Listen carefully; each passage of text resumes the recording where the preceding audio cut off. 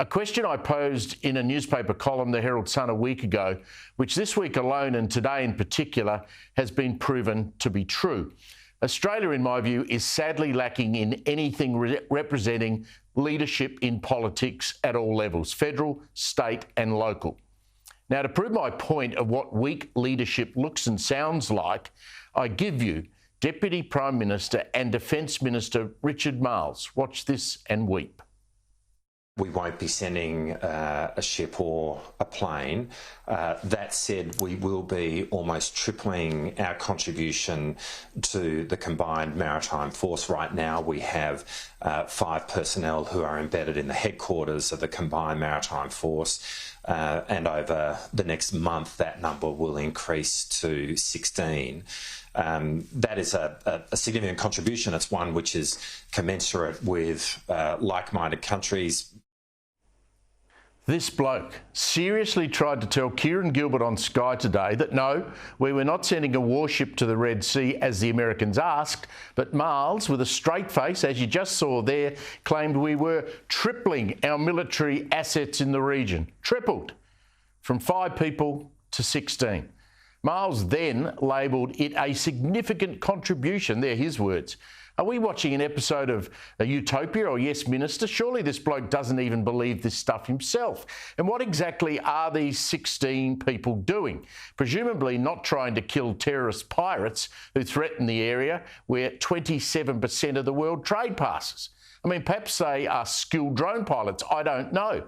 But what this debacle has told average Australians, we, and both sides of politics, I should say, are to blame here, we have a dad's army of a navy.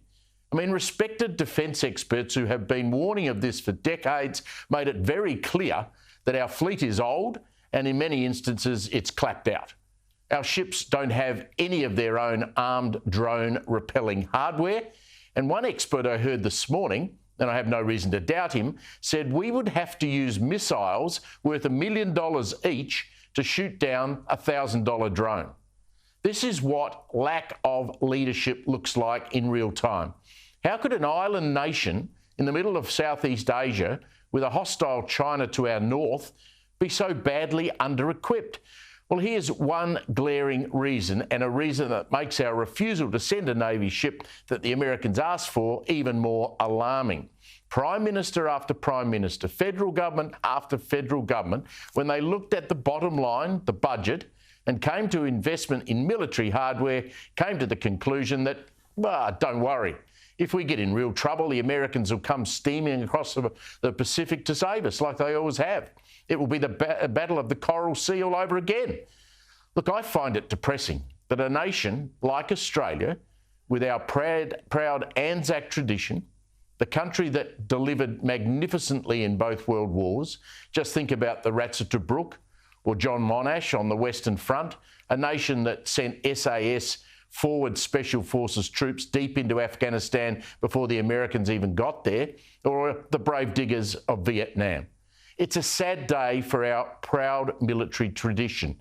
A lot of vets will be listening to this and agreeing, I'm sure. I'll leave the last word for a man who knows all about bravery, former Special Forces soldier and now Shadow Defence spokesman, Andrew Hastie.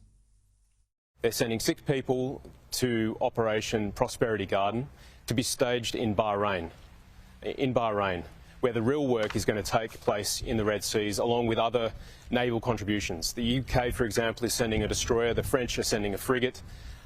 We've always stepped up over the last 100 years when we've had to be a good global citizen, to uphold the global rules-based order. And the Prime Minister has squibbed this. It's a weak decision, and that's why we're calling on him to reverse it, because it's in our national interest to contribute. If we want others to help us in a time of need, we need to step up and reciprocate now.